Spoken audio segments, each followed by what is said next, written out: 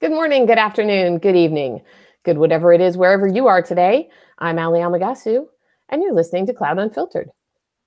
We have been dragging our feet for a couple weeks and haven't had a guest, but we're finally back in the saddle. And we're really excited about the gentleman we'll be talking with today. His name is Krishnan Subramanian. He's the founder and analyst at Rishi.Research. Welcome, Krish. Thanks for having me. It's looking forward to this conversation. Yeah, thank you. Thank you. We're always excited to talk to Pete's friends from the industry. They have lots of interesting things to say. And so far, I haven't had to edit any of it out. Before we get going into the topics that you're passionate about and that are relevant to our industry right now, why don't you tell me how you got into tech? We always like to hear that. Oh, okay. I used to be a theoretical physicist. I was doing my PhD in theoretical physics.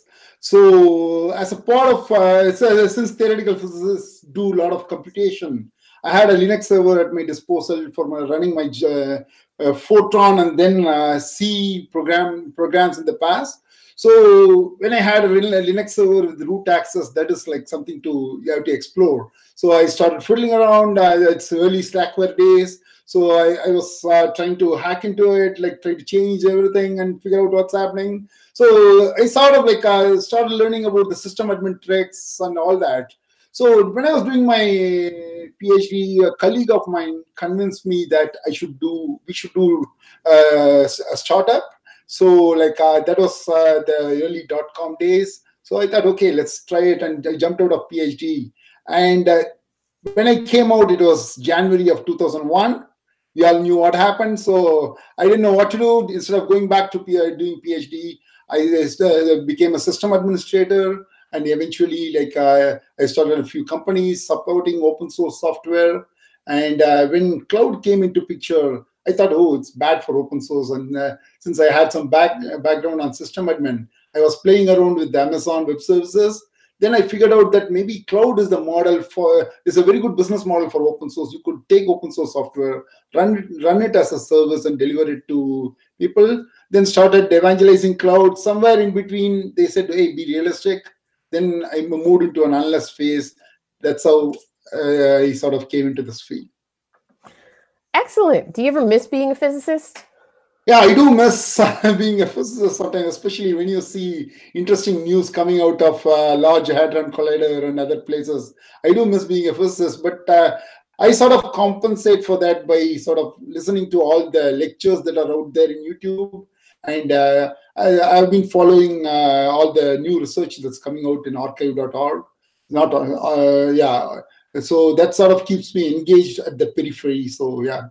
And so that's the compromise I could have. When you talk about the Large Hadron Collider, are you talking about CERN in Switzerland or the SLAC in Stanford? Switzerland, where they had Higgs boson a few years back. So yeah.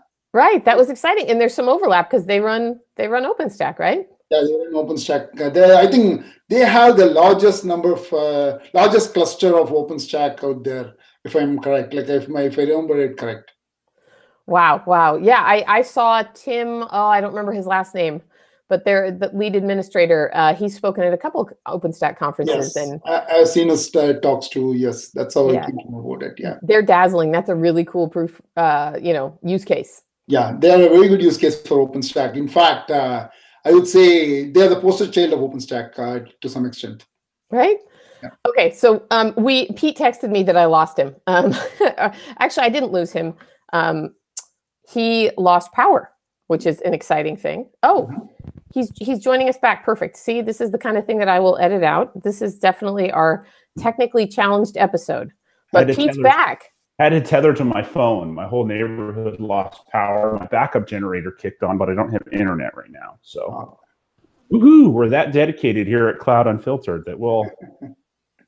Wow. Yeah, your image is a little fuzzy, but we'll take what we can get at this point. All right. You want me? I'll even turn off the camera. No, you don't have to turn off the camera. We like to see your face. Not that many people actually watch it compared to listen. So your audio quality is a lot more important. Okay. We just got the rest of Krish's story about how he went from physicist to analyst.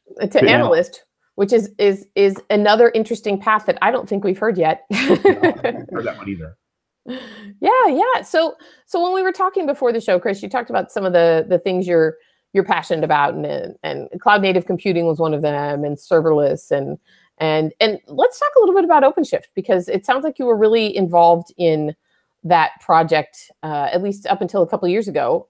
What was your involvement there? I was director of product strategy at Red Hat for OpenShift. And I sort of like, when I joined OpenShift, OpenShift had a different container technology going with that. So after joining OpenShift, I went to OSCON for the open source conference in Portland. There I met Solomon and Ben Golub talking about Docker, and I thought, okay, this is a great fit for OpenShift. And we started talking, and that's how OpenShift initially embraced Docker technology, and eventually we moved to Kubernetes and for orchestration.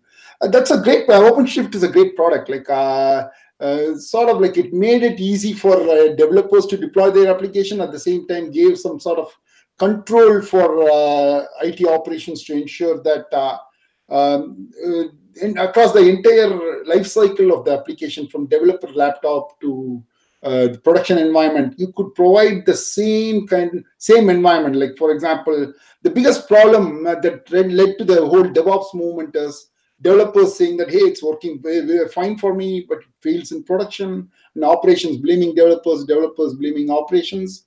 With the platform like OpenShift, what you could do is you could deploy the same environment from developer laptop all the way to production. That sort of reduce the friction and sort of enable DevOps without even having to worry about bringing in the culture of collaboration. So that approach sort of was interesting to me. And for a long time, I was a big advocate of platform as a service. If my thinking was, if abstracting away the underlying complexity is the driver for cloud, then we should abstract away all the way to developer interface. We shouldn't be just stopping with the infrastructure as a service. That's why I was pushing for platform as a service. I ran 2 conferences called DeployCon to advocate that. And then I also ran a conference called Cloud 2020. That's when I met Pete for the first time. So that's what drove me towards OpenShift, and I was there for 2 years. It was a good experience. Red Hat is a great company, and I think we worked with Cisco in the OpenShift team too. So it's a great company. Are you no longer an advocate of platform as a service? It sounds like you've moved on from that. I caught that too. It was I once was. Or yeah. What happened? Is PaaS done? Is it in the past? Are we extracted beyond that or abstracted beyond that? The conversation around PaaS has changed a little bit. Like from being that abstracted away the platform for developers, it is sort of like they started talking about container orchestration and all that. It's like going one level down from the idea of PaaS I had. Like so PaaS is still there. It's still relevant for most workload. Container platforms are the way to go. But serverless or functions as a service has sort of like gotten my attention these days, especially as an advocate for making it seamless for developers. I thought functions as a service or serverless is a good abstraction to advocate these days. And that is probably where I hand it off to Pete. But the first question I'll ask is what's most interesting to you as far as what's going on with serverless right now? I know AWS has something, right, that's available. Yes. Yeah, I can't remember the name of it right now. Pete? Lambda. Yeah. Lambda, thank you. But I know that's not all that's going on. Is Lambda the most interesting thing, or is it just one of the many interesting things? AWS Lambda is the one that kickstarted this discussion towards serverless, or industry towards serverless. It is still one of the biggest platform out there, like used by many developers. In fact, in the last 2 reInvent, like if you had tried to attend AWS Lambda sessions, it was all standing room. So developers are fascinated by AWS Lambda, but it is not the only platform out there. There is Azure function from Microsoft, Google functions from Google. Then you have tons of open source platforms out there. Google recently released Knative. OpenWhisk has been there for some time. IBM has been using this. Then there is an interesting startup called Spotinst, which takes advantage of Spot instances to deliver a functions as a service platform. There are tons of offerings out there. Open source is just like containers. Open source is fast becoming the sort of like a driving community for serverless these days. If developers are fascinated by Lambda, are IT leaders excited about it yet, or is there a reason that they would resist such a thing? I would say, let me be a little more controversial. They have no choice. They have to support it. Like they don't support their developers with the tools they want, they are going to go directly to Amazon or Azure or Google and get the service they want. So this will lead to shadow IT. So the best thing for IT leaders to do right now is to provide that kind of abstraction for developers. So that's where open source is becoming important. Just like how Kubernetes changed the game for container platforms, I think we will soon see emergence of some kind of a standard that will drive on-premises version of serverless and probably a hybrid cloud version of serverless. But IT has to sort of like support that. So they may not be excited about it yet, but it would serve them well to get excited about it. Yeah, it'll serve them very, very well to get excited about it. Like it's better to support technologies they are not excited about than deal with shadow IT. Pete? You know my line on that, Ali. Developers don't call it shadow IT; they just call it work. That's right. Absolutely. And if you're a listener that plays the Cloud Unfiltered drinking game with the term serverless, you're in for a world of hurt, I think, here for the next 20 minutes, since we have Krish on. There's a lot of things I could ask you about, but since we moved to the topic of Lambda, it obviously was first in the market and has some first mover advantage there, along with all the great services that you can consume on AWS aligned with that. But what do you make of Tim Wagner leaving? Do you read anything into that? So he's often credited as the grandfather of the serverless movement, and he left Amazon recently. Do you take anything into that? No, I've been reading some of the chatter about it, but I think Tim got excited about blockchain technology. I think he moved to a blockchain startup, a crypto startup, right? Yeah, he did. So I think I would say probably it has more to do with Tim leaving than anything with Lambda. But again, probably like if I go to AWS reinvent, I'll know some backstories. But at this point, like I haven't heard of anything interesting around that. All right. Well, I had to ask a question because you get to go to that Sunday evening reInvent session that I don't get to go to, where you hear more stuff, you and Tim Crawford and all of our other friends like that. You guys hear some of that stuff that I don't. So I thought I had to ask the question. Yeah. But we've talked a little bit about serverless and how it intersects with containers. And the way that I keep this straight in my head is containers and function as a service are sort of the infrastructure underpinnings, and what you develop on top of them are application architectures that are either serverless or microservices. Absolutely. In nature. It's a new technology when nobody's even agreed on the terms, but at least that's how I kind of make sense of that in my head. But because we've been on some Twitter threads with this, that there's still kind of this faction of the serverless community that has this like FAS versus containers war thing going at. Now, are you in the it's either or are you in the both camp? I am in the both camp. So like I see, I even did a blog post about it. I see a spectrum of abstraction that's going to serve the enterprise needs. As you correctly pointed out, you are going to have a mixture of microservices and functions as a service catering to the needs of developers. So I am in the both camp, but I do see this kind of head-to-head discussions between serverless folks in the serverless camp as well as folks in the Kubernetes camp.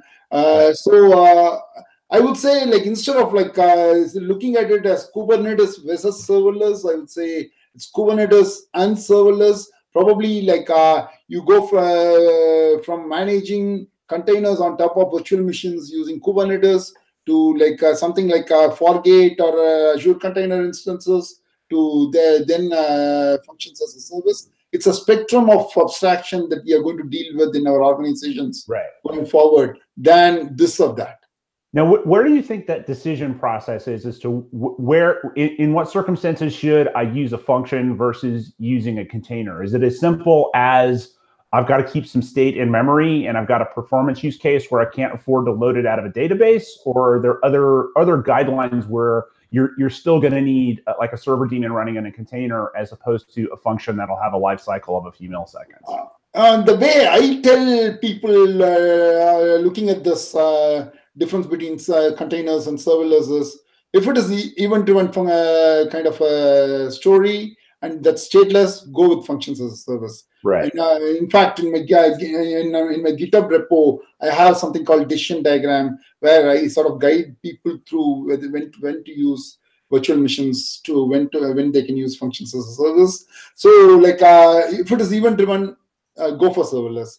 Anything else, stay put with containers, because at this point, serverless, it's fast maturing, but still, like, you have a long way to go before you can take functions as a service to applications that are more complex than just an event-driven kind of a function. Right. Well, certainly that event-driven, that's kind of the low-hanging fruit. And you see a lot of the Lambda use cases they talk at reInvent are all about like automating admin tasks, like changing a DNS name when an EC2 instance comes up, and that kind of thing, where you've got a really well-established trigger, and you just, so that I don't have to go write a script or I don't have to go to the console to do that stuff, you kind of automate that stuff. Yeah. We talked before we started, and I'll reveal this a little bit. I've started to play with web application development on top of not just Lambda, but on top of some of the other FAS platforms that you just mentioned. So like OpenStack. OpenStack doesn't go. OpenWhisk, OpenFAS, Fission, and Kubeless. I just started with FN, and I'm seeing some differences in the platforms, even with that approach as well, to build like really simple web applications. So not something as complicated as like a big e-commerce application, but literally what I've been doing is playing around with Guestbook as a, that just, it's got a create function and it's got a list function, and that's it. You got like a super simple UI in front of that. So yeah, there's lots of different ways that you can potentially play with that. But the other one you name dropped there a mention ago, which I know you have a real passion about, is Fargate.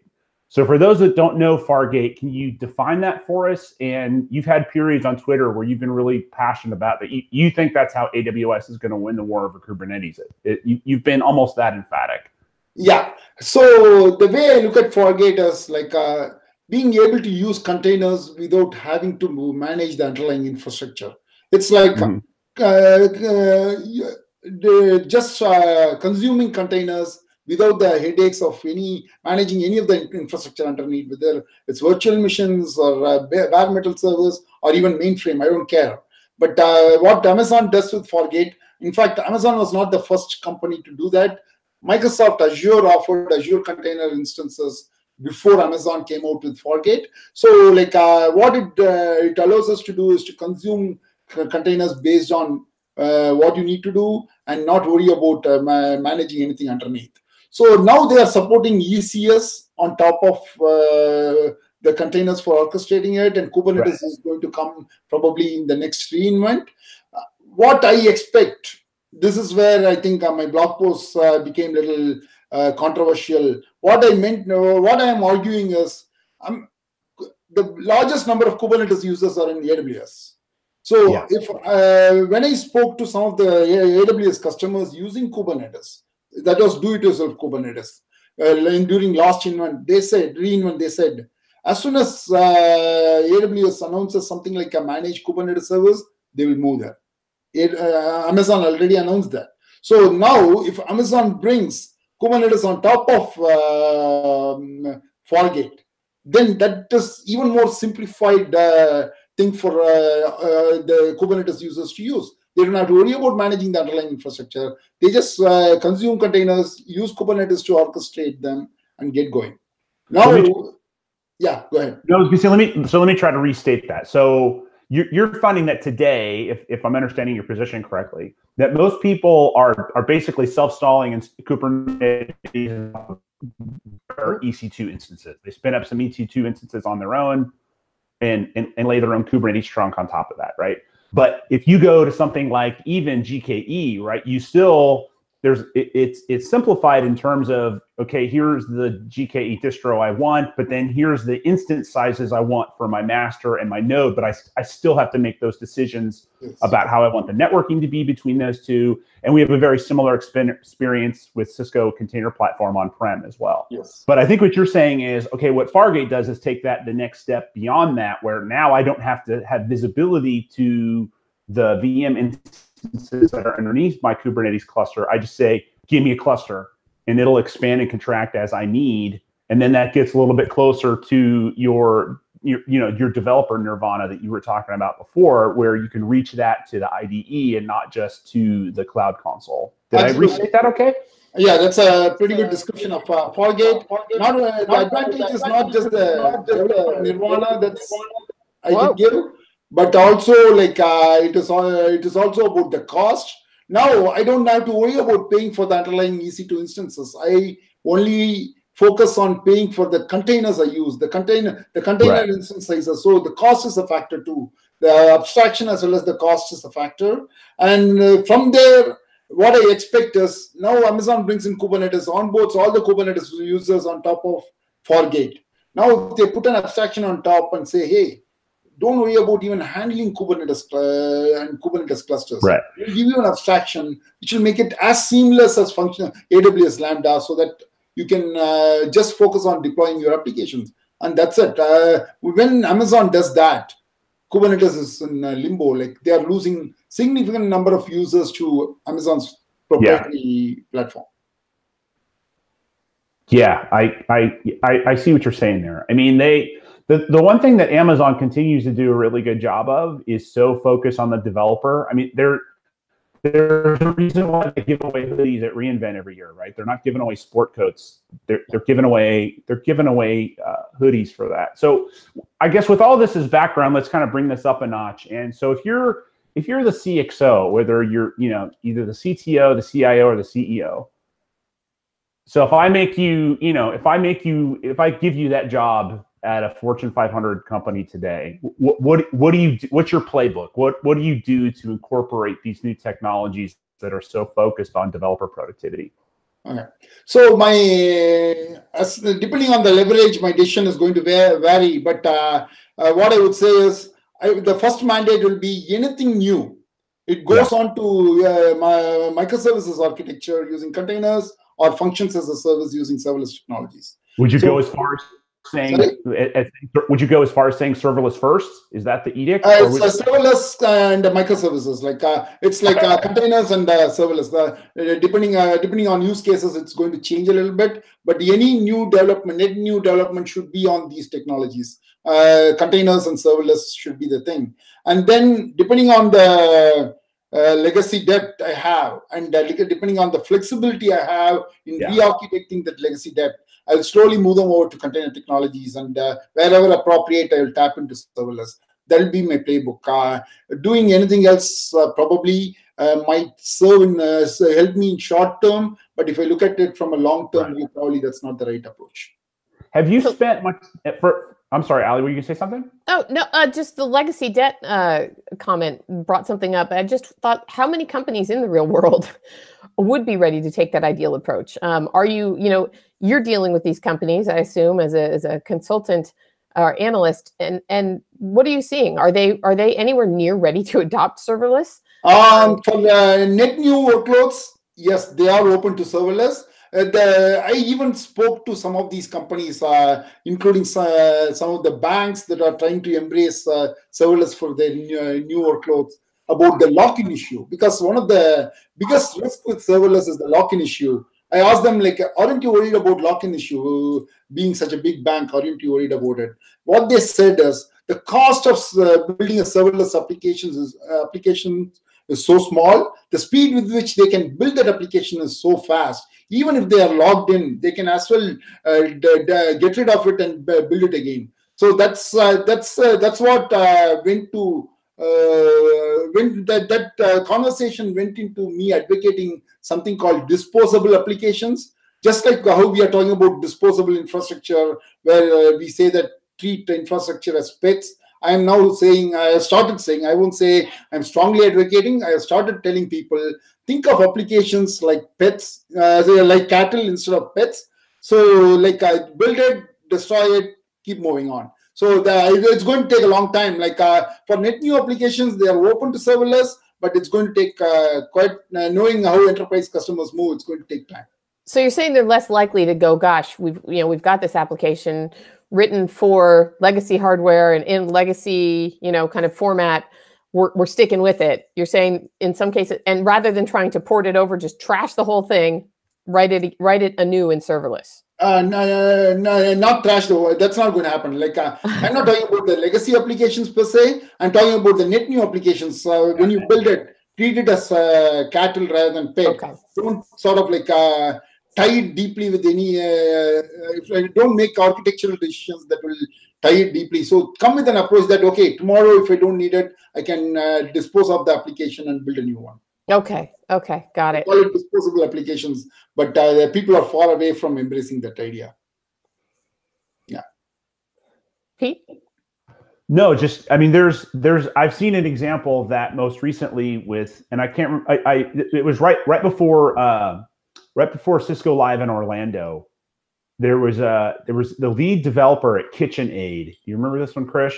Mm-hmm. Where it took them like 2 weeks to completely rebuild their Find a Store Near You application that they were using and they did it with Lambda. They had a simple Dynamo database that had a dump of what their what retail outlets carried their products. Mm-hmm. And they just they set up a couple of Lambda functions to an API gateway in front of that to do reads. And then they combined that in a browser with Google Maps data. And it took them a couple of weeks, and they went straight to production. And so I think that's a good example of what you mean by, well, heck, if it took you less than a month to build it, you can also okay for you to throw it away if it doesn't work out, right? Yeah. Now the legacy ones, I think Ali's hitting on something big there. A lot of companies have these legacy applications.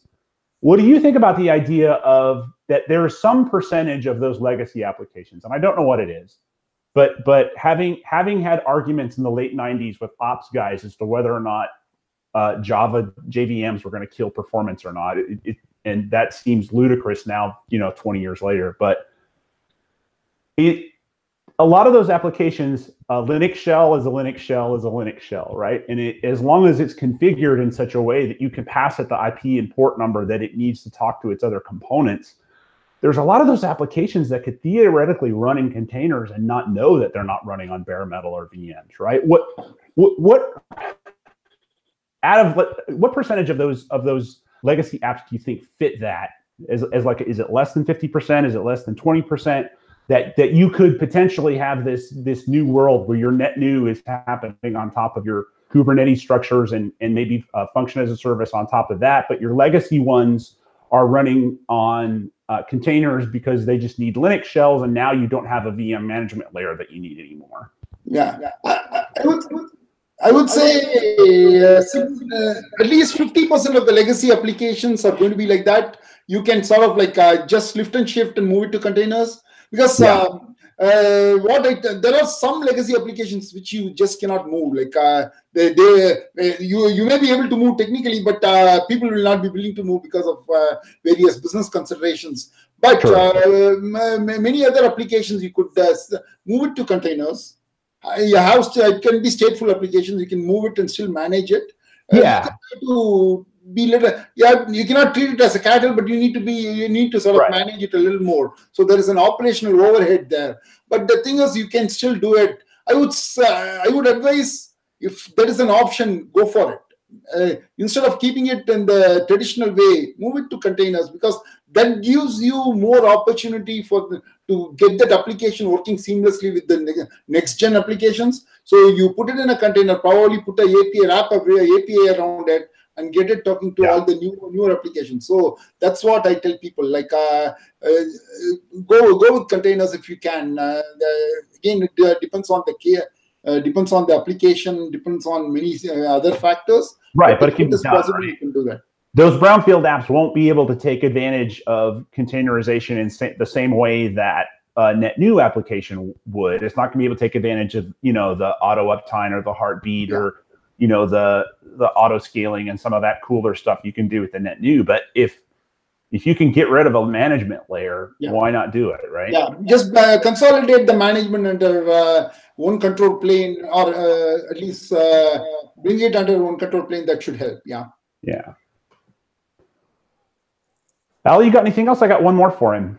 No, that's it. Go ahead, ask away. We're running right up against the end of our time. Okay. So, well, Chris, I appreciate you making time for this. I still have very fond memories of the self-serve yogurt that we caught together that first week we met at the food court at the New York in Las Vegas, Nevada. Mm-hmm. So I appreciate the time for this. So you mentioned in our prep that you're heading to Microsoft Ignite next week. Or is there anything in particular you're looking forward to there from Microsoft? There are a few things I'm looking forward to. Like, I really want to understand what Microsoft is going to do with container services, like especially as Amazon is ramping up on Kubernetes and the Fargate and all that. I want to know how Microsoft is going to respond to that. Right. That's thing I am interested. Then I also want to know whether Microsoft is going to get serious about Azure function, because the AWS Lambda is gaining so much traction, and serverless is becoming a conversation for whenever you meet over beer. So, like, in fact, Alex Williams of Newsjack even had that conversation with the Lyft driver yesterday. So, serverless is fast becoming the thing for people. So, I want to know what Microsoft is going to do with the Azure functions. Then I am interested in learning about Microsoft's strategy when it comes to AI, machine learning and AI. They acquired a couple of companies in the last 3 months. I would love to know what they're going to do that in terms of cloud service and how they are going to integrate with the rest of their portfolio. Because like Google, Microsoft also has very good data store portfolio, data lake and other kind of services. So they have a coherent strategy there. Probably they could attract developers interested in machine learning and AI technologies. So I would love to know what they're going to do there. Cool. That sounds like a lot of exciting stuff. Out of all the things you were going to say today, Alex Williams had a serverless conversation with his Lyft driver. Was not among them, but that's super interesting. So thanks for sharing that. Yeah, it is. Yeah, thank you so much, Chris, for being on the show. You helped bring up some things we haven't been talking much about before. I certainly haven't heard a discussion on Fargate yet. One thing I did want to ask is how commonly do you feel like, is Fargate something that everybody knows about? Do developers all know about that? Is it something that's being used pretty heavily, or is it just really brand new? Fargate is brand new. Like they launched it last reInvent. So, but I would expect it to get a lot more traction during this year's reInvent. So Fargate is brand new. Interesting. Okay, good. And they need to support Kubernetes before it really takes off in a big way. Yeah. Like, right now, they are supporting only ECS. So once they offer Kubernetes support, which I expect in the next reInvent, I think this will take off. Well, that's exciting. We'll have to keep tracking the progress of Fargate and see what happens with that. But thank you for talking serverless with Pete. He needs that outlet. He likes that a lot. It makes podcasting more fun for him. So yeah, it's always great chatting with Pete. Like he gives some really good insights, and especially I've been following his blog posts on serverless. And I think I had him on a podcast regarding serverless too some time back. Good. So it's great to listen what Pete says. And thanks for inviting me. It's a great conversation. Sure. Well, we hope to talk to you again soon, and have a terrific day. Thank you. All right. Bye-bye, everybody.